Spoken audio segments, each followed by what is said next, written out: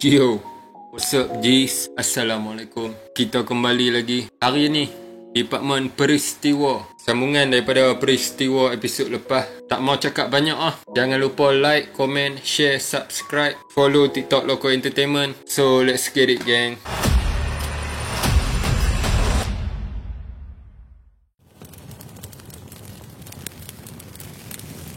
Lepas tiupan sangkakala kedua, semua hidupan yang pernah dicipta Allah dibangkitkan semula, dibangkitkan dekat alam baru di mana langit dan tanah dihampak seluas-luasnya, umpama padang yang tak ada penghujung. Hujan gerimis akan turun di mana dalam setiap titisan tu mengandungi makhluk-makhluk bernyawa. Landing saja titisan tu atas tanah maka manusia pertama akan dibangkitkan, dan manusia itu adalah Nabi Muhammad SAW. Kemudian Nabi Musa AS bangkit, kemudian semua makhluk bangkit. Semua makhluk akan bangkit dalam keadaan ketakutan, confused, banyak persoalan Masa ni masyar yang kita selalu dengar dekat dunia memang ternyata benar kan. Dan semua orang tahu yang saat tu lah di mana Allah paling murka, paling marah. Sebab tu semua makhluk bangkit dalam keadaan ketakutan tertanya-tanya nasib sendiri. Kemudian semua makhluk yang dikumpulkan ni akan berjalan satu arah menuju ke tempat timbangan, tempat hisap. Di sini kita tak kenal orang pun tak kenal kita. Kira semua hanya fikir tentang nasib diri sendiri je. Ibu bapa, keluarga, laki bini, awet, balok, kau angkat, mak tiri, member-member, Perdana Menteri, Presiden, selebriti, semua tak kenal sesama sendiri. Jangan ingat kita tengah jalan tu nampak Michael Jackson, boleh pergi selfie, minta sign bagai. Uish, Bruno Mars panggil.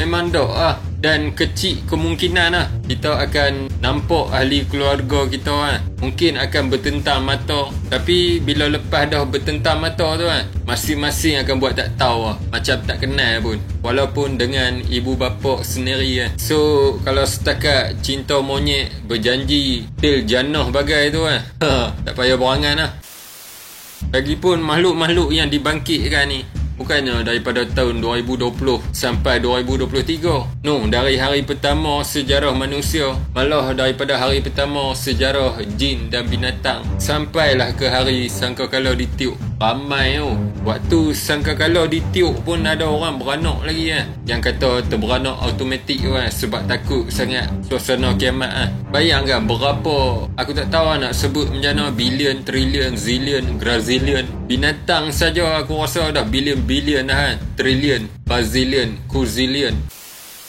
Jin pula lagi. Jin lagi ramai. Kita tak nampak pula tu. Bayangkan sesoknya macam mana, panjang mana line yang kita nak kena beratok tu Memang padat Konsert Travis Scott pun macam tu pun, ramai yang mati, kena pijak, sesak nafas. Masyar ni berjuta-juta kali ganda lebih ramai, kira luar jangkauan otak kita Dan alam mahsyar ni lebih lama, berkali ganda daripada alam dunia. Kat dunia ni macam dari kecil sampailah tua, tu pun kita dah rasa macam lama gila Selama itulah kita akan berdiri dan berjalan tanpa duduk ataupun rehat walaupun sesaat. Sebab ada pepatah tu alam seterusnya lebih susah daripada alam sebelum dia. So semua manusia akan dibangkitkan dalam keadaan boleh dikatakan hina, kecuali yang terpilih je lah tanpa seurat benang pun dekat badan, telanjang Ini boleh pakai baju Malaysia lagi walaupun Malaysia kalah. Dan jangan pula ingat yang boleh skodeng awet-awet telanjang. Tu semua hal-hal dunia memang dah tak wujud dalam kepala otak kita waktu tu. Tak ada seorang pun yang berani nak bercakap apatah lagi nak menyembang, nak skodeng. Memang tak Dikatakan masa ni matahari yang dah hancur lebok tu akan dihidupkan balik. Cuma kali ni jarak dia hanya sejengkal daripada kepala manusia. Dekat dunia ni pun bila musim panas dah kuat mengeluh dah hangat. Dekat akhirat sejengkal je Tapi tu hanya iman dan amalan kita yang menentukan tahap panas dan tahap peluh masing-masing. Ada yang peluh sikit-sikit, ada yang peluh banyak, ada yang siap lemah dalam peluh sendiri, Waktu ni memang banyak skill lah yang kita akan tengok lah. Ada yang berjalan normal, ada yang berjalan guna muka, dihentak-hentak muka dia macam tapak kaki. Ada yang sengit kot ni, ada yang herot kot tu, ada yang lidah dia panjang terkeluar sampai ke lutut, ada yang mulut dan ayak liok dia bau busuk gila sampai dibenci lah oleh makhluk-makhluk berdekatan lah, makhluk-makhluk sekeliling. Ada yang bergerak naik binatang tunggangan. Binatang tunggangan ni merupakan haiwan-haiwan yang pernah dibuat korban tau oleh si penunggang. Korban yang ikhlas lah masa hidup dia di dunia lah. Bukan korban yang tersalah niat tau lah. Dan korban cara Islam lah, bukan korban sacrifice Illuminati Tuhan Matahari yang sesat-sesat tu lah. Yang tu nak buat apa? Tu lah keadaan kita masa di Padang Mahsyar dengan keadaan-keadaan tersendiri. Perjalanan yang tersangat-sangatlah jauh dan menyeksakan. Kira dekat dunia hang hidup 2000 tahun, 5000 tahun pun tak boleh lah nak dibandingkan dengan panjangnya alam mahsyar ni lah. Menurut Ustaz Wadi Anwar, minimum kita berdiri dekat Padang Mahsyar mungkin selama 50 tahun. Tu minimum lah. Bayangkan lah berapa orang. Kalau proses timbang dan hisap tu seorang sehari lah kan, dah berapa bilion hari dah. Tapi takkan seorang sehari, umur dia 60 tahun. Benar 60 tahun, setiap minit, setiap saat semua disoal. Memang lama aku rasa makan masa untuk seorang settle lah. Sebelum dihisap dan ditimbang semua amalan kita, 70,000 umat Nabi Muhammad SAW yang terpilih akan diasingkan. Ni adalah golongan yang masuk syurga tanpa hisap. Golongan ni mungkin ada yang hidup dia tak best, tak fun, tak sama macam orang lain, tak merasa kereta mewah, tak merasa rumah besar-besar, tak merasa pasangannya bahagia, tak bernasib baik, selalu tengok orang teringin nak hidup macam tu. Tapi kalau terpilih masuk dalam golongan ni, maka dialah manusia ataupun golongan yang paling bertuah dunia dan akhirat. Dia tak buka langsung buku amalan dia tu, tak ditimbang langsung baik buruk dia, terus straight masuk syurga bersama dengan Nabi Muhammad, tanpa hisap, tanpa timbang, tanpa azab. Sebelum semua manusia dihisap dan ditimbang, manusia-manusia terpilih akan diberi syafaat. Syafaat ni ada beberapa jenis. Ada syafaat untuk keringanan di Padang Mahsyar, ada syafaat masuk syurga tanpa hisap, ada syafaat untuk keluar daripada neraka dan masuk ke syurga. Dan syafaat juga kita boleh dapat dengan bermacam-macam cara. Ada syafaat daripada Al-Quran. Ada orang yang dia dah masuk dah neraka jahanam, dah sah ahli neraka. Akan ada yang tiba-tiba je dia keluar daripada neraka masuk syurga. Sebab apa? Sebab ada kawan yang soleh bagi syafaat. Ada juga syafaat daripada keturunan ataupun keluarga. Kawan-kawan yang soleh pun boleh bagi syafaat, apatah lagi keluarga. Ada syafaat para syuhada. Dan ada juga hadis yang mengatakan orang yang mati syahid ni boleh bagi syafaat pada 70 orang di kalangan keluarga dia. Dan syafaat yang paling besar sekali syafaat dari Nabi Muhammad SAW. Syafaat ni memang khas hanya untuk umat Nabi Muhammad saja.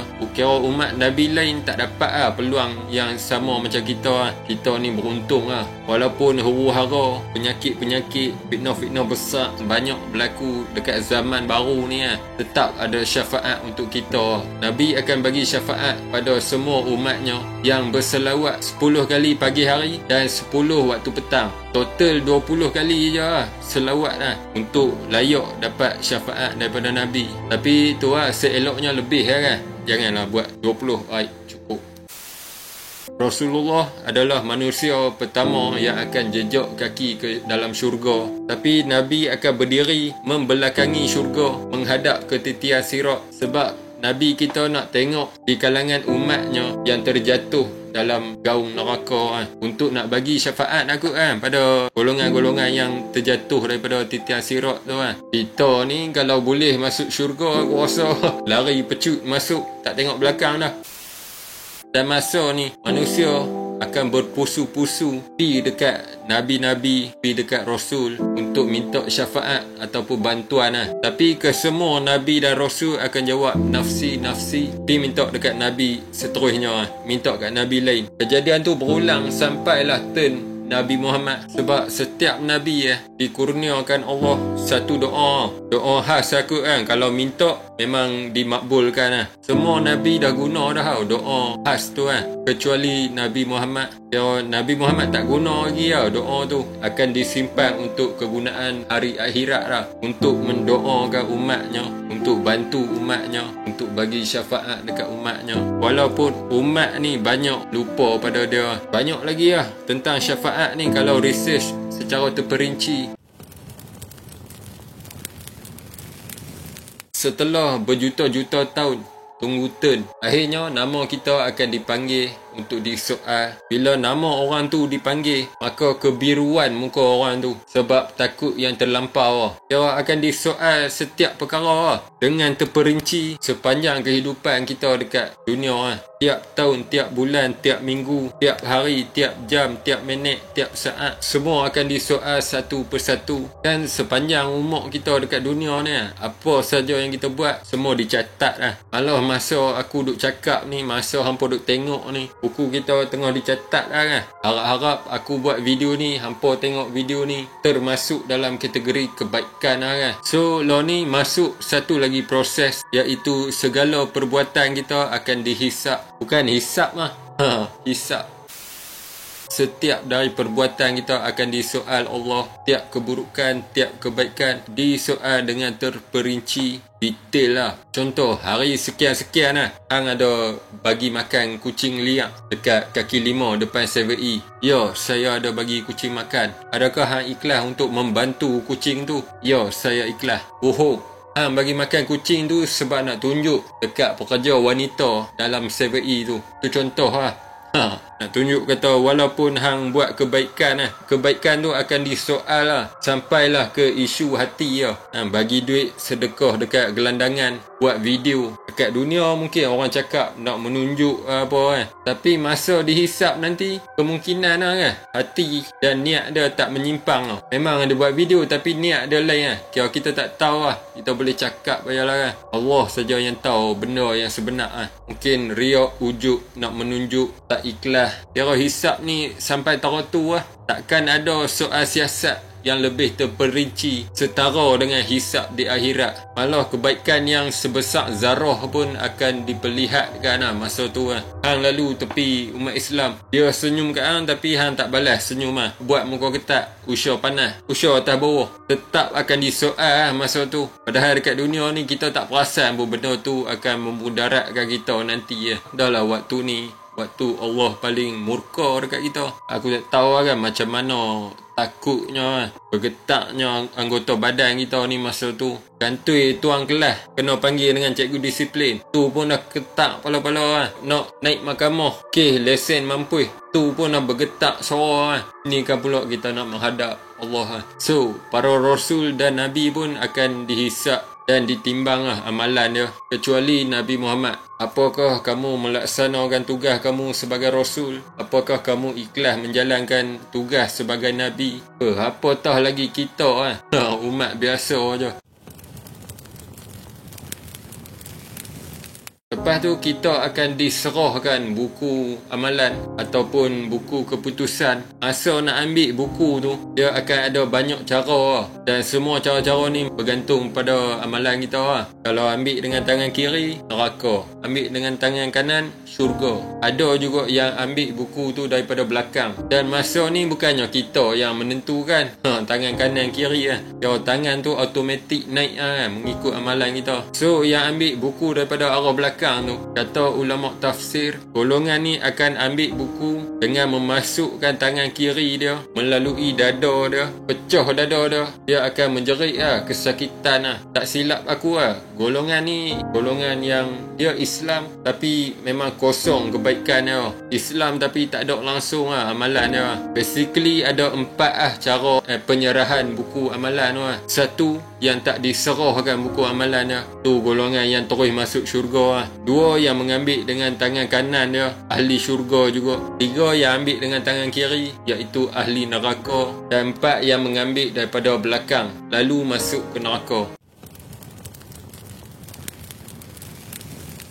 Proses seterusnya, proses yang menentukan kita di mana tempat kita nanti selayaknya. Kalau berat belah ni syurga, kalau berat belah ni neraka, iaitu proses timbangan dosa dan pahala akan ditimbang menggunakan satu alat yang paling adil dan tepat sekali, iaitu yaumul mizan ataupun mizan. Mizan ni tempat timbang tu kan, yang bentuk dia lebih kurang dacing logo BN tu konsep dia lebih kurang sama dia. Semua manusia dekat mahsyar nanti akan nampak mizan secara nyata, real depan mata, bukan imajinasi, bayangan ataupun mimpi. Sebab rasa dekat mahsyar sama macam rasa dekat dunia, hangatnya, penatnya, letihnya, kira semua nyata kita rasa akan ada 2 mangkuk. Aku tak tahu mangkuk ke apa platform mangkuk maksudnya akan ada 2 tempat untuk meletak, sebelah untuk letak pahala, sebelah untuk letak dosa. Tengok yang mana lagi berat menurut Ustaz Azhar Idrus. Contoh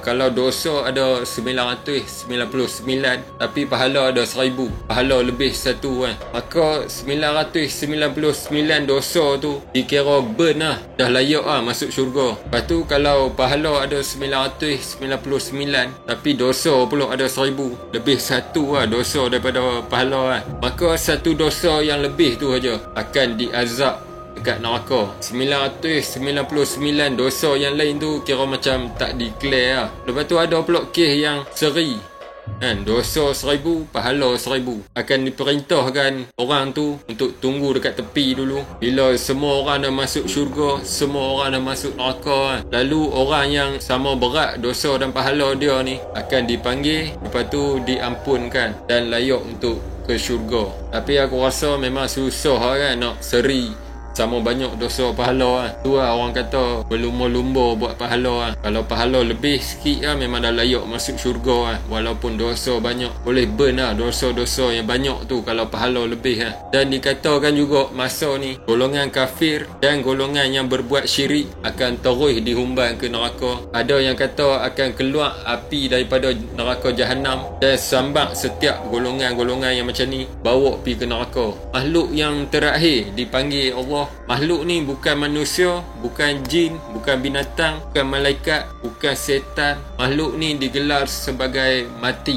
Mati meninggal dunia, mati ni pun kira makhluk Allah akan matikan mati, tamatkan riwayat mati. Lalu kehidupan kita semua masa dekat sana nanti adalah selama-lamanya. Kira tak mati dah Bila mati tu mati, kita tak mati dah Dan katanya mati juga kita akan nampak, kita akan tengok nanti mati itu macam mana dia punya rupa Wallahualam Lepas dah settle proses hisab, proses timbang, umat Nabi Muhammad akan bergerak ke satu tempat ni. Semua akan berjalan ke situ dengan buku keputusan dekat tangan dia. Tak kira ahli neraka ke ahli syurga ke, semua akan singgah di situ. Tempat tu dikenali sebagai Haud ataupun Telaga Kautsar. Para Nabi ni semua ada telaga-telaga masing-masing tapi dikatakan telaga Nabi Muhammad yang paling besar, yang paling indah sekali Dekat Telaga Kautsar ni pertama kalinya kita akan berehat setelah tak tahu berjuta-juta tahun Di sini tempat temu janji pertemuan kita dengan Nabi Muhammad. Kat sini kita akan nampak Nabi Muhammad physically, memang nampak depan mata dan insya-Allah kita akan bersalam ke, peluk ke. Kira masa kita on the way pergi situ, Nabi Muhammad dah duduk tunggu dah dekat telaga tu. Dekat situ ada telaga ataupun kolam yang kelilingnya akan ada cawan-cawan Dikatakan bilangan cawan-cawan dekat situ lebih banyak daripada bilangan bintang-bintang di angkasa. Bayangkan, bilangan bintang dekat angkasa yang kita nampak ni memanglah sikit tapi bilangan bintang yang sebenarnya lebih banyak daripada butiran pasir di 7 lautan dunia. Banyak gila lah, senang cerita lah. Ada yang cedok ayak sendiri, minum sendiri. Ada yang malaikat tolong cedok, bagi dia minum. Dan yang paling mulia lah, Nabi Muhammad akan cedok dan bagi kita minum. Barang siapa yang minum ayak dekat telaga Kautsar tu, selamanya dia takkan dahaga. Dan dikatakan ayak tu sedap. Dekat situlah di mana manusia-manusia ni akan start tersenyum. Sebelum ni juta-juta tahun dekat mahsyar lah, tak ada seorang pun yang senyum, takut. Dan dekat situ juga di mana manusia akan mengeluarkan perkataan yang pertama semenjak dibangkitkan, bercakap Dekat situ juga kita akan jumpa ahli-ahli keluarga, kenalan-kenalan dan Nabi Muhammad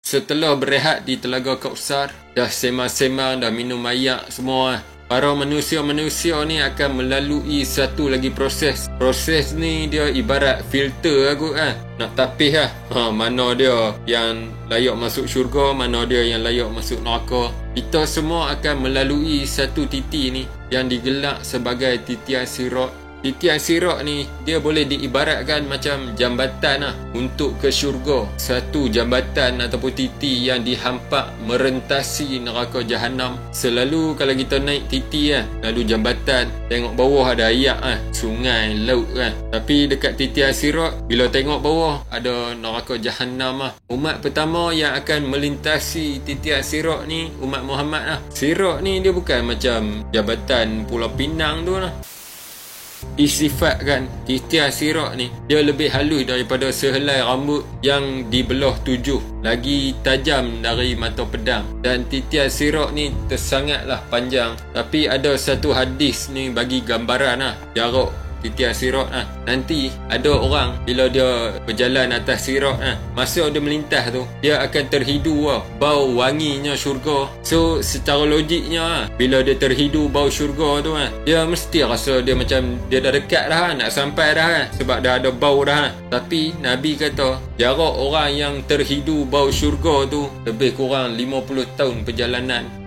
Dia memang tak pakai dah kilometer, batu apa semua ni, 50 tahun perjalanan. Menggambarkan yang titian sirat ni memang panjang gila-gila Suasana di titian sirat pula gelap, hitam. Sebab apa? Sebab titian sirat ni dia dibentang di atas neraka jahanam. Dan neraka jahanam ni sangat-sangatlah gelap, muram, hangat. Dan yang sewaktu dengannya lain orang, lain cara dia masa melintas. Lain orang, lain kelajuan dia masa melintas. Lain orang, lain rasa dia masa melintas. Ada yang anggota wuduk dia bercahaya. So cahaya itulah yang akan membantu dia melintasi titian sirat tu. Ada yang sekelip mata je dah sampai ke syurga. Ada yang kelajuan macam kilat. Ada yang kelajuan macam tiupan angin. Ada yang macam kuda yang pantas. Ada yang berlari, berjalan, merangkak, menyuluk. Ada yang baru selangkah je naik atas titian sirat tu dah jatuh. Semua cara dan kelajuan ni memang bergantung dekat amalan kita